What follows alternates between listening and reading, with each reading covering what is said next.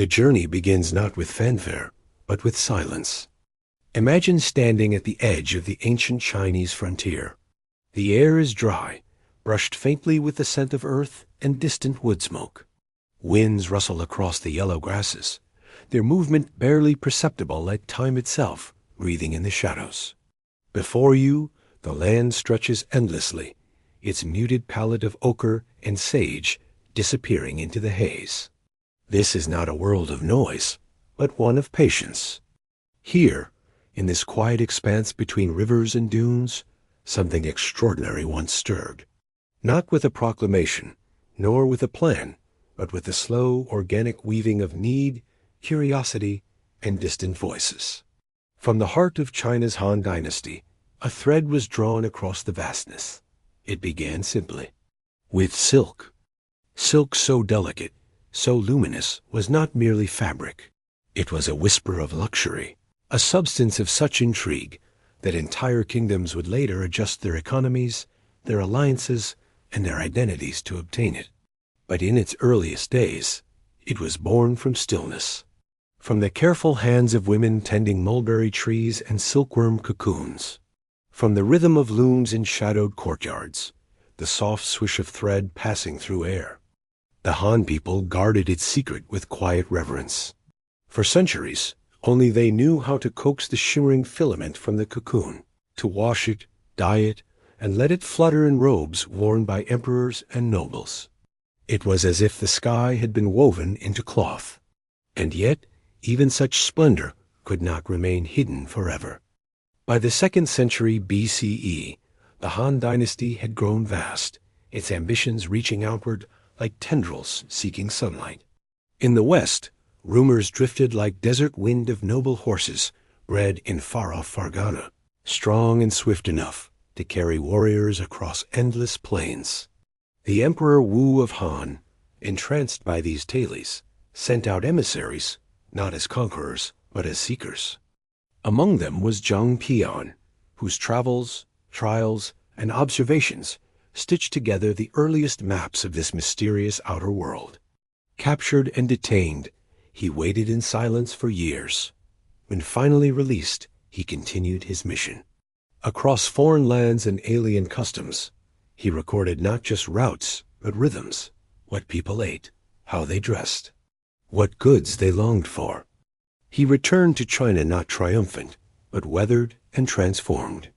And with him came knowledge of distant civilizations, of shared desires, of the possibility that China, for all its inward gaze, was part of something far greater. And so the Silk Road began, not as a grand boulevard, but as a network of worn paths and whispering trails. From the imperial courts of Chang'an to the distant bazaars of Parthia, it stretched like a pulse beneath the sand. Picture a caravan at dawn. The sky is a soft gradient of rose and pearl. Camels rise slowly from their bedding, groaning like the earth awakening. Traders wrap their turbans with methodical grace. Saddlebags are inspected, tightened, and checked again not for wealth, but for balance. Water, dates, spices, silk.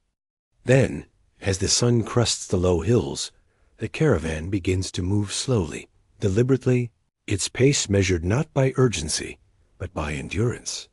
Each footstep sinks softly into the dust. Bells on harnesses chime faintly. The world narrows to sound and rhythm. Step, chime, breath, and always the horizon remains distant, inviting. As the Silk Road took shape, so too did its resting points, small oases that would one day become legendary cities. Dunhuang, nestled on the edge of the Taklamakan Desert, emerged not as a military post, but as a sanctuary for the soul. Monks carved grottos into sandstone cliffs, illuminating the walls with quiet scenes of Buddha's life, of travelers and trees, of dreams and devotion. These were not stories shouted across time, but meditated upon in candlelight. Farther west, the paths would one day reach Samarkand and Bukhara. But in these early centuries, it was the silence between the cities that mattered most. The waiting, the watching, the world opening inch by inch. There were no grand announcements when the first silks changed hands for lapis lazuli, or when cinnamon found its way to a northern court. There were no treaties when an artisan from India taught a technique to a potter in Dunlung. No fanfare when Buddhist sutras crossed the sands tucked into satchels. But something shifted. A pot found in a tomb bore the shape of a Persian spout. A mural in a temple featured a Roman-style arch. In the weavings of a robe, symbols not native to China appeared faint, but present. The Silk Road did not roar to life. It breathed. It whispered. It left impressions as delicate as the fabric that named it. It was not only goods that passed along these trails. Ideas quiet, portable, unassuming traveled just as easily. Buddhism, with its focus on reflection and inner peace, made its way from India across the deserts, not on swords, but on sandals. Monks walked in contemplation, chanting softly beneath the stars. At the same time, philosophies from Persia, architecture from Mesopotamia, and music from distant steppes wove themselves into the borderlands. In Chang'an, one might hear an unfamiliar melody in a tea shop, or see a robe stitched with foreign birds. No one called it globalization. There was no rush, no summit, no branding. There was only encounter, one slow breath at a time. The landscape remained unchanged. The mountains watched. The deserts listened. Rivers wound their way through unseen valleys. Snow fell on high passes. And people moved. Some walked for trade, others for pilgrimage, a few for exile. But all of them, whether they knew it or not, contributed to something greater than themselves. Not an empire, not an economy, but a web of connection, a soft murmur beneath the louder movements of history. Today, little remains of those first steps. A coin here, a scrap of cloth there, pottery fragments, temple carvings. But when you close your eyes and listen not for noise, but for stillness, you can almost hear it. The hum of the loom, the step of the camel, the rustle of maps, the sigh of wind over dunes. The Silk Road did not begin with ambition. It began with longing, with curiosity, with the simple human impulse to reach across space and say, in gesture, if not in words, I see you. And that more than any treaty or trade is what built the road. This is only the beginning. In the chapters to come, we will journey farther across this quiet expanse into the golden cities, through the desert winds, into the sacred spaces where knowledge passed unseen. But for now, let us remain here, in the hush of dawn, watching the first caravan disappear over the ridge. Let the dust settle. Let the silence speak. The road has only just begun. The morning arrives gently in the heart of Central Asia. Sunlight spills over the low rooftops of Samarkand like warm honey, softening the silhouettes of turquoise domes and sandstone walls. The call of a distant morning chant mingles with the rustle of market stalls being unfurled. Curtains sway slowly in open windows. It is not a bustling daybreak, but one that unfolds with grace, like a piece of silk falling from an artisan's hand. During its golden age, the Silk Road was less a single trail than a vast tapestry threads of commerce, culture, and quiet human interaction woven together under open skies. And in places like Samarkand, Bukhara, Merv, and Nishapur, these threads met, lingered, and looped back into the world. Imagine walking through a bazaar in the 8th century. It is mid-morning now. The scent of saffron rises like incense from baskets beside the spice merchant's stall. Nearby, an Egyptian trader gestures calmly over bolts of linen. An Indian traveler sits cross-legged beneath a silk canopy, counting small weights of aromatic resins, frankincense, myrrh, benzoin. Copper pots glint in the sun. Carpets rest in rolls like sleeping snakes. No one shouts. There is no rush. Only the quiet hum of exchange. You pause at a stall where a Tang merchant arranges scrolls inked with poetry. His customer is a Persian noble, running his hand over the delicate brushwork, admiring it not for the meaning, but for the shape of the letters. They do not speak the same language, but they understand each other. This was the golden age of the Silk Road, not defined by gold, but by gentle confluence. Caravans in this age moved not in desperation, but with ceremony. From China's capital of Chang'an to the Mediterranean coast, travelers passed through 1,000 landscapes, frozen mountain passes, green river valleys, painted deserts, and sun-drenched steppes. The road was not a single line, but a river delta of paths that flowed and shifted with season and safety. A typical caravan carried more than goods. It bore conversation, scent, song. It carried tailies from lands unseen, spices that tingled the tongue with the unknown, manuscripts folded in waxed cloth. It was a world in miniature mobile, adaptable and strangely serene. Each evening, as campfires crackled beneath the stars, travelers would eat, rest, and sometimes exchange stories. Not for entertainment, but because in listening, they saw their own world anew. The road did not just carry people across geography. It carried them across understanding. Certain cities emerged not merely as trade posts, but as sanctuaries of culture. Samarkand, wrapped in blue tile and orchard blossom, was famed not just for its wealth, but its hospitality. Pilgrims could find shelter here. Scribes copied texts in candlelight. Merchants paused not to sell, but to breathe. Balkh, known as the mother of cities, was where religions met like quiet streams. Buddhists, Zoroastrians, and early Muslims passed through the same gates, nodded in peace, and continued on. Dunhuang, still perched on the edge of the desert, became a cradle for painted devotion. In the caves of Mogao, monks painted caravans into the walls, capturing not glory, but ordinariness. A camel kneeling, a traveler asleep beneath a tree. The sacred made simple. While silk, spices, and silver moved visibly, other things flowed invisibly.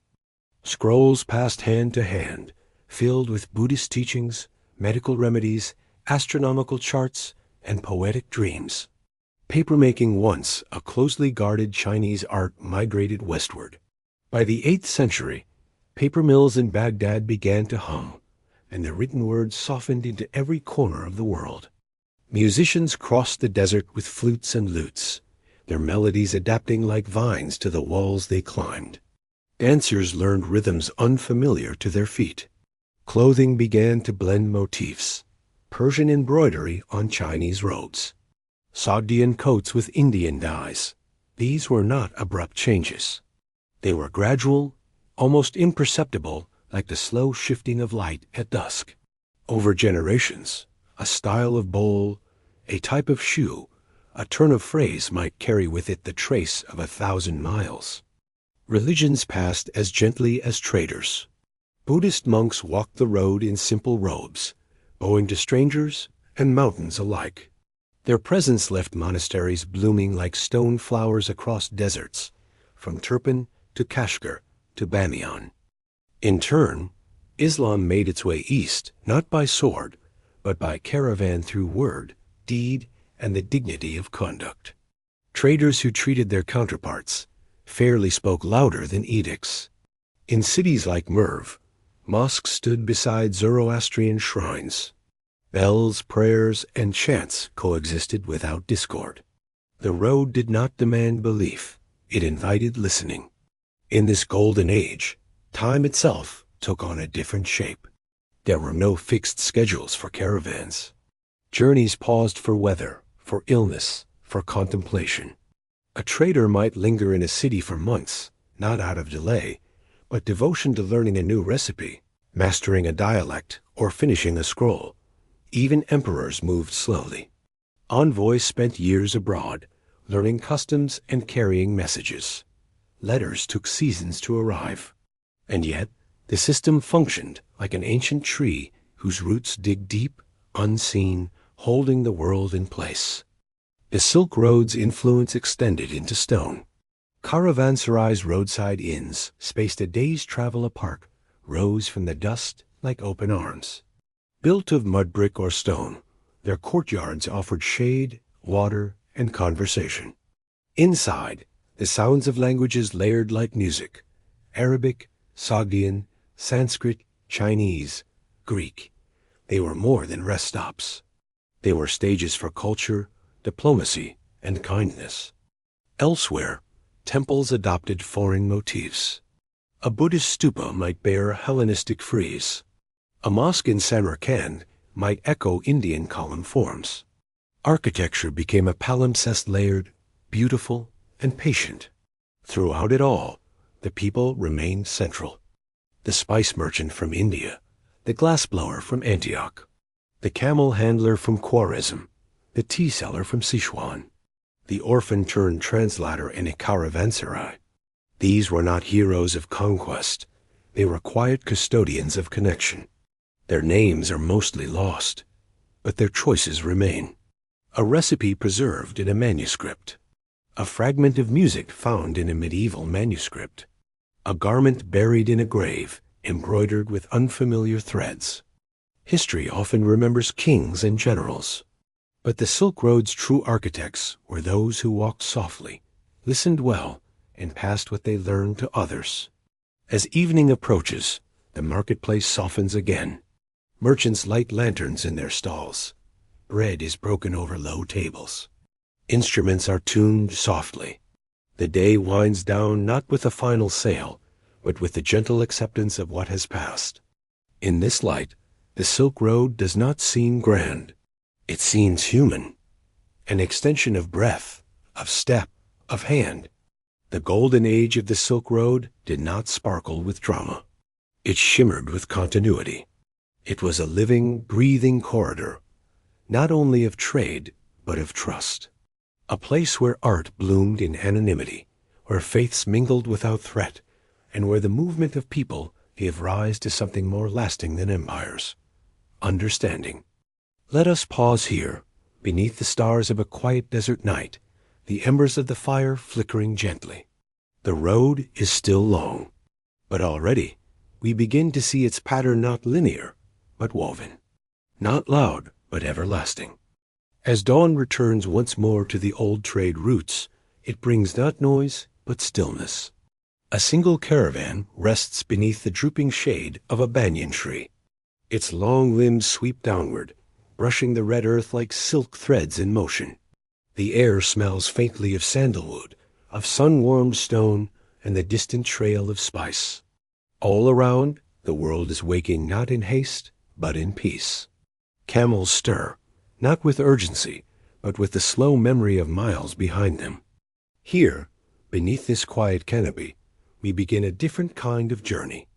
For the Silk Road was never merely a path of goods. It was a current of culture, a breath that passed gently between civilizations. It carried not only fabrics and minerals, but philosophies, dreams, and songs. And in its gentle tide, the world was changed not loudly, but lastingly. The Silk Road, in its essence, was not just physical. It was spiritual. Religions carried not on swords, but on sandals migrated across continents through the grace of pilgrims, monks, and scholars who walked without fear. Buddhism, born in the gentle groves of India, crossed deserts and mountains to find new homes in the East. Its messages of impermanence, compassion, and inner stillness resonated with those living in harsh climates and uncertain times. In Dunhuang, the teachings of the Buddha found their voice in stone. Monks, settled at the edges of the Taklamakan Desert, carved meditative scenes into caves. They painted deities with halos of blue and gold, surrounded by the iconography of foreign lands' elephants, lions, and Central Asian archers, reminders that belief knows no boundary. At the same time, Islam moved eastward along these same paths, not in conquest, but in quiet example. Traders who practiced fairness, honesty, and prayer offered a silent sermon more powerful than any preacher's cry. In cities like Kashgar and Merv, mosques rose gently beside Buddhist stupas, fire temples, and synagogues. No banners declared supremacy, only coexistence. Faith, on the Silk Road, moved in whispers, not commands. Ideas are perhaps the most subtle travelers. Folded into the robes of scholars and the bundles of merchants were small instruments, handwritten scrolls, and fragments of wisdom passed along not as doctrine, but as dialogue. The concept of zero traveled slowly from India to the Arab world, then westward, altering forever the course of mathematics. From China came knowledge of papermaking, a quiet revolution that would lift the spoken word into permanence. Where once clay and parchment constrained thought, now words could flow as easily as ink itself. Gunpowder, too, began as a curious compound of Taoist alchemists intended not for war, but for balance. It traveled westward in tiny vials, misunderstood, repurposed, and eventually reshaped the globe. Medical knowledge flowed in the same way. Herbalists in Persia learned of rhubarb and ginseng. Chinese doctors began to hear of Greek theories on humors and anatomy. Remedies evolved not in labs, but in conversations beneath the stars, beside firelight, where ailments were discussed not with fear, but with shared concern. The Silk Road became not just a marketplace, but a classroom. Art, like wind, knows no walls. In the soft lines of a fresco in Turpan, one sees Greek-influenced curved robes, natural posture, realistic gaze woven seamlessly into a Buddhist narrative. A clay figure unearthed in a Central Asian tomb was a hack typical of Roman cavalry. Chinese painters began to use lapis lazuli for the robes of bodhisattvas, pigment sourced only from Afghanistan's distant mountains. Musicians, too, traveled with their instruments, long-necked lutes from Persia, flutes from India, hand drums and zithers that blended east and west. Their music drifted between cities, shifting in tone and technique, becoming something not of one place, but of many. Clothing changed. A Chinese noble might don a tunic dyed with indigo and embroidered in Persian style. A Turkic herder might wear silks dyed with safflower and stitched with Indian patterns. Identity, once local and firm, became fluid and woven. Through these encounters, cultures did not blur, they expanded. Words, like goods, traveled.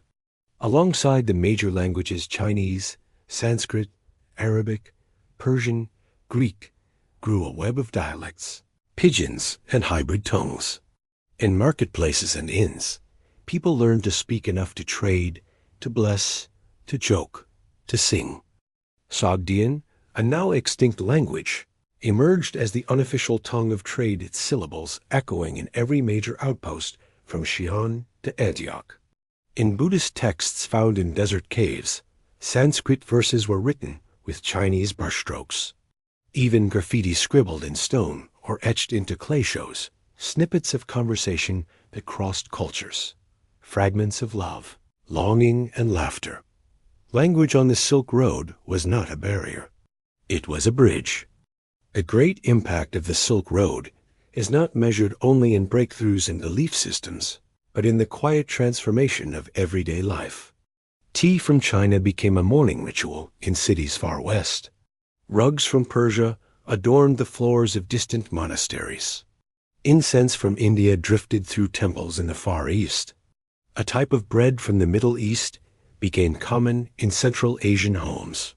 Even the shape of a spoon, the style of a shoe, the pattern of a child's lullaby, these changed slowly, gently.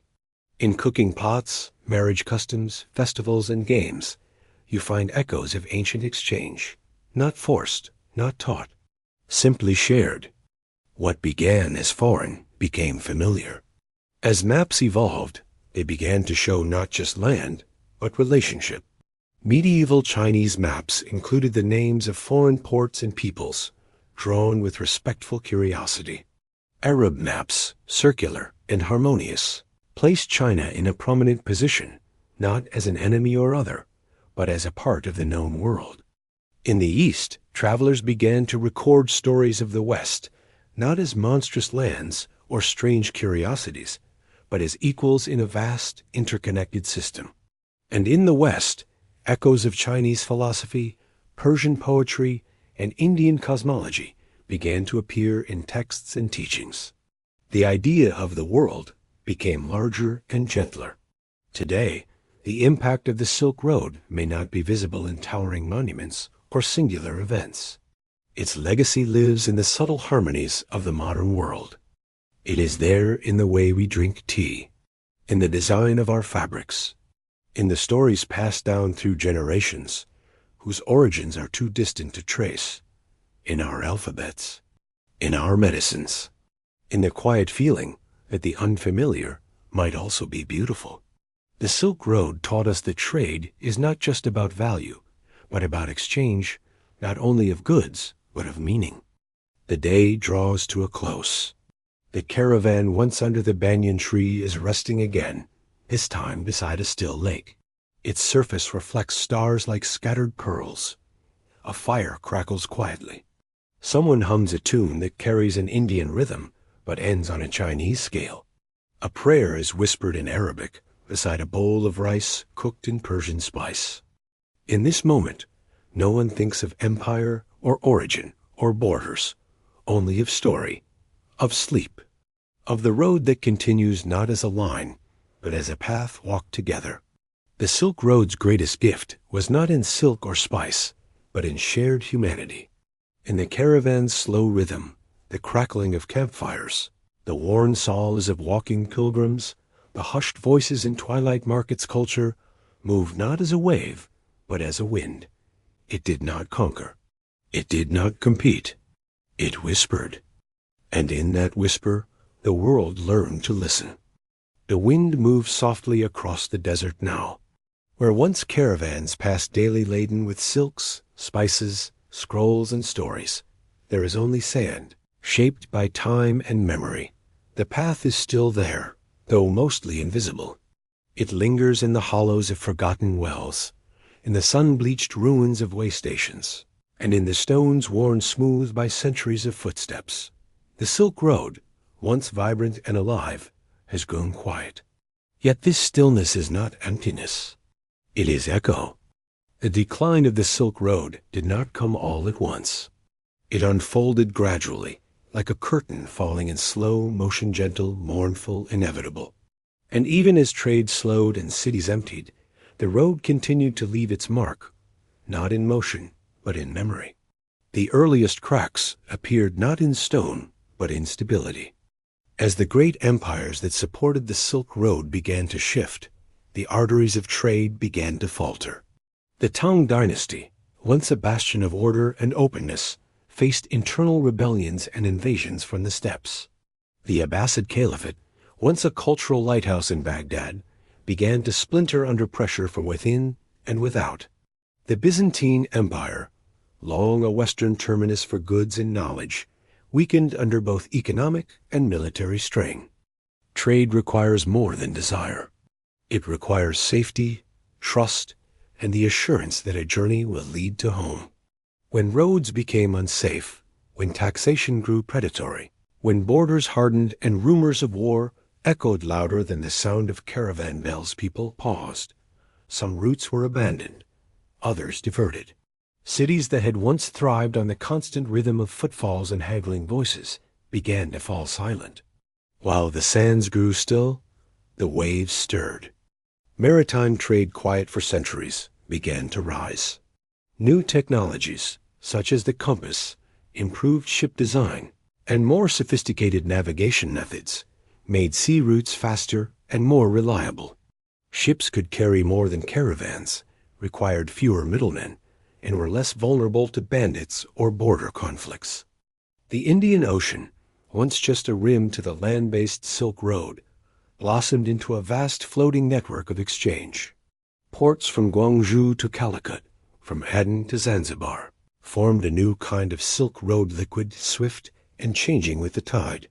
The goods were familiar silk, porcelain, spices, gems, but the path was new, and the once thriving cities of the land route watched as wealth sailed past them. It was not betrayal. It was evolution. For a time, there was a brief resurgence. The Mongol Empire, under the sweeping command of Genghis Khan and his descendants, unified an enormous swath of Asia under one rule. With terror? Yes, but also with strategy. The vast Pax Mongolica brought renewed stability to the Silk Road in the 13th and 14th centuries. Under Mongol protection, merchants could travel from Beijing to Baghdad with relative safety. Paper currency was honored across regions. Postal relay stations provided rest and supplies. Even the famed Venetian traveler Marco Polo made his legendary journey during this time, his writings illuminating the East for a curious Western audience. But even this Renaissance was fragile. Plague rode the same routes that trade had built.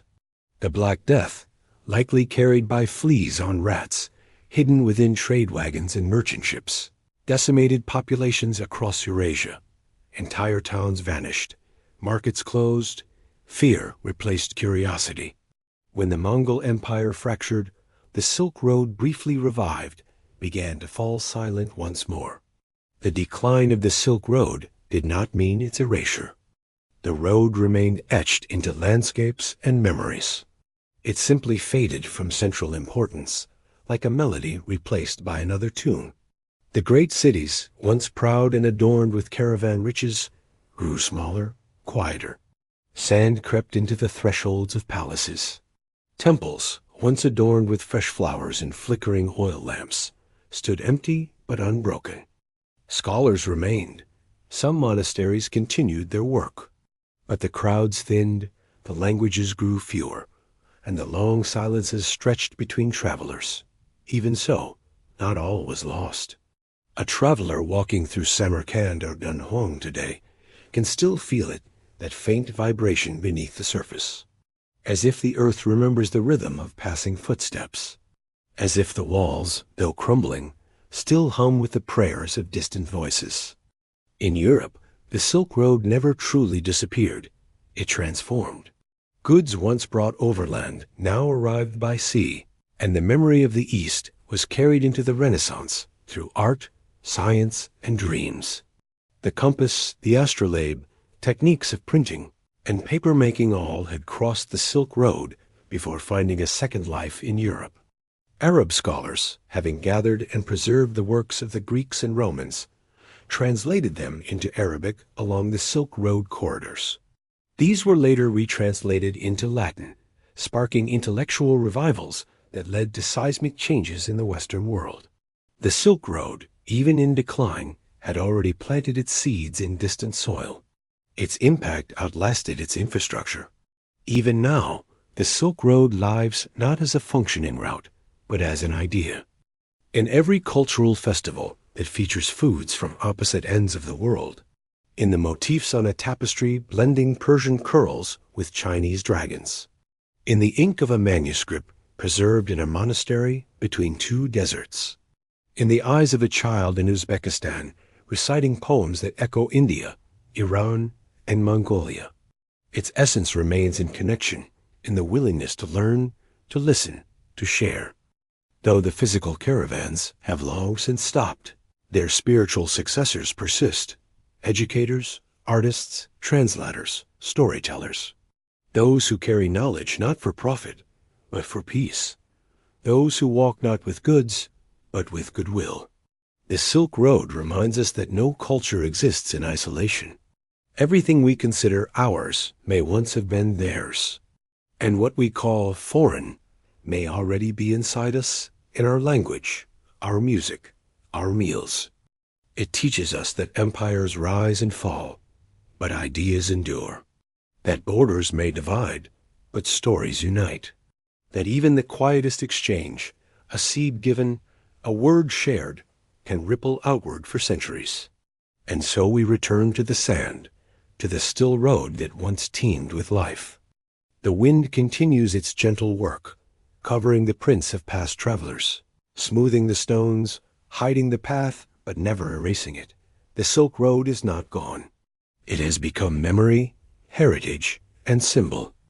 In the hush of this desert, we listen not for the clatter of wheels or the cries of merchants, but for something deeper, the quiet affirmation that connection matters.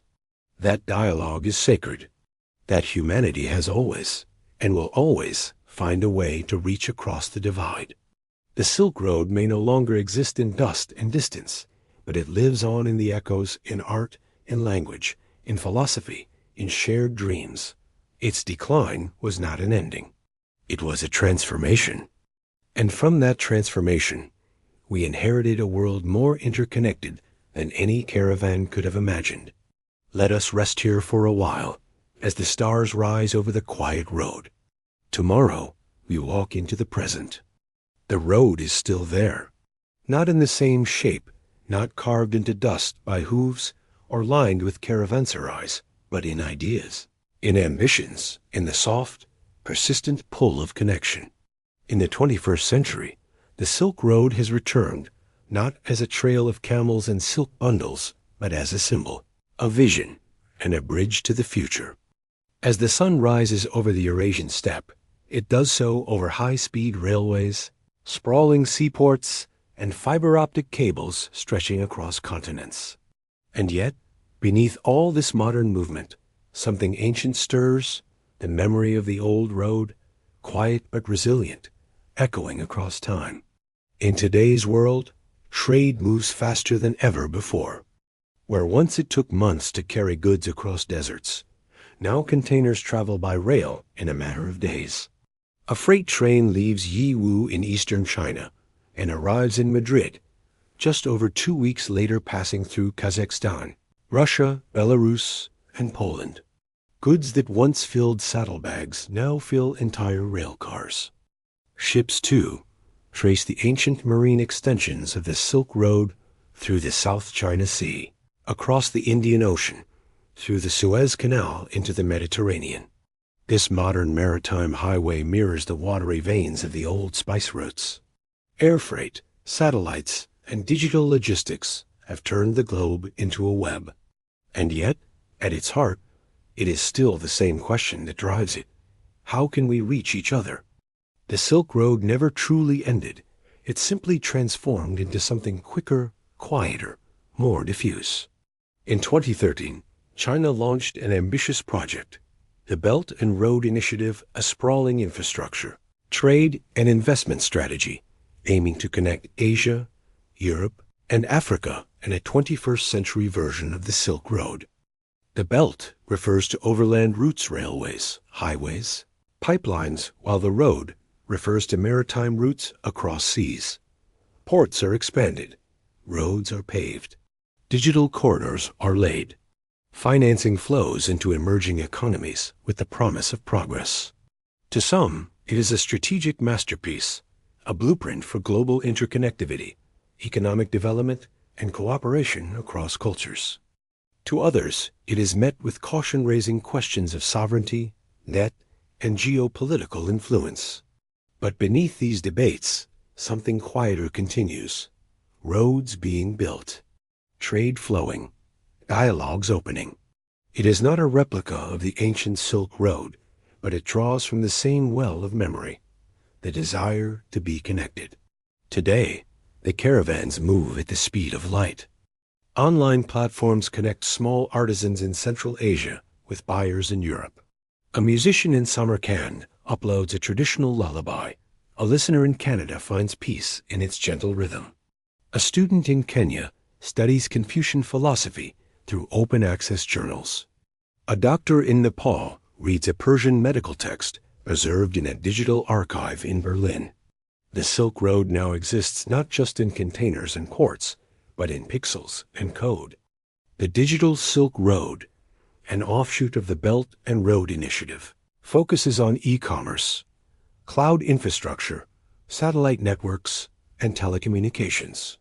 With each byte transmitted, the spirit of shared knowledge grows stronger. Where once monks carried sutras by foot, now servers carry entire libraries in an instant. Along the old routes, something beautiful is happening. Cities once forgotten are rediscovering their past. In Samarkand, restoration work has returned blue tilework to its shimmering luster. In Xi'an, the starting point of the ancient Silk Road, museums, festivals, and performances retell old stories in new forms. In Almaty, Tehran, and Tashkent, artists reinterpret traditional motifs through modern lenses painting, weaving, composing. Young people, too, are seeking to understand where their families fit within this broad mosaic of movement. Oral histories are recorded. Grandparents' recipes are shared online. Scripts are revived. Songs are learned again. In this revival, the Silk Road becomes not just a political concept, but a cultural compass, a reminder of shared lineage, a path through memory leading forward. The 21st century is shaped by complexity. Nations rise with competing visions, technologies evolve rapidly, and global systems strain under the weight of uncertainty. But in the Silk Road story lies a reminder. Connection does not require uniformity. The old road passed through kingdoms, empires, city-states, and nomadic tribes. Each had their own faiths, currencies, dialects, and calendars. And yet they traded, they greeted, they shared. Today, international summits invoke the Silk Road not only for infrastructure, but for diplomatic dialogue. The notion of one belt, one road extends beyond economics. It hints at peaceful coexistence. Even when interests diverge, culture offers common ground. The Silk Road reminds us that cooperation need not come from agreement. It can arise from respect. Contemporary artists from Silk Road countries are collaborating once more. An Uzbek calligrapher and a Chinese ink painter create a joint exhibition. A Persian poet's verses are adapted into Mongolian song. Indian classical dancers perform in Istanbul, their movements echoing centuries of shared heritage. Festivals like the Silk Road International Arts Festival or UNESCO's Silk Roads program bring together writers, scholars, musicians, and storytellers to celebrate diversity through unity. Documentaries, podcasts, children's books, and games retell Silk Road legends for new generations. These expressions don't replicate history, they rekindle it as flame from a long smoldering ember. Today, tourists trace the old Silk Road, not seeking conquest or wealth, but wisdom. They walk through the ruins of Palmyra, the gardens of Shiraz, the mountain passes of Kyrgyzstan. They listen to Sufi songs in open courtyards. They eat lamb dumplings beside crumbling caravanserais. They gaze at ancient manuscripts behind glass, not as curiosities, but as mirrors. These journeys are not hurried. They're slow, contemplative, pilgrimages of memory. Like the travelers of old, modern pilgrims carry questions more than answers. And the road, as always, responds not with certainty, but with wonder. In an age of division, the Silk Road offers an alternative narrative. It says, "We have met before, and we will meet again." It reminds us that conflict is not the only story we have told. That cooperation, when done patiently and with humility, has always borne fruit. The Silk Road is not nostalgia. It is promise. The promise that diversity is not disorder, but richness. That dialogue can replace distance. That every encounter is an opportunity to weave something beautiful. As our journey comes to an end, we return not to the road, but to the thread. That single thread, delicate, persistent, has passed through empires and empires' ends. It has touched the hands of emperors, weavers, scribes, and shepherds. It has endured sandstorms and silence, revolutions and rebirths. It now stretches into the future woven, not only in trade routes and fiber optic cables, but in ideas, in hope. May we carry that thread with care. May we listen, as the road once taught us to listen. And may we, like the ancient caravans, walk slowly together.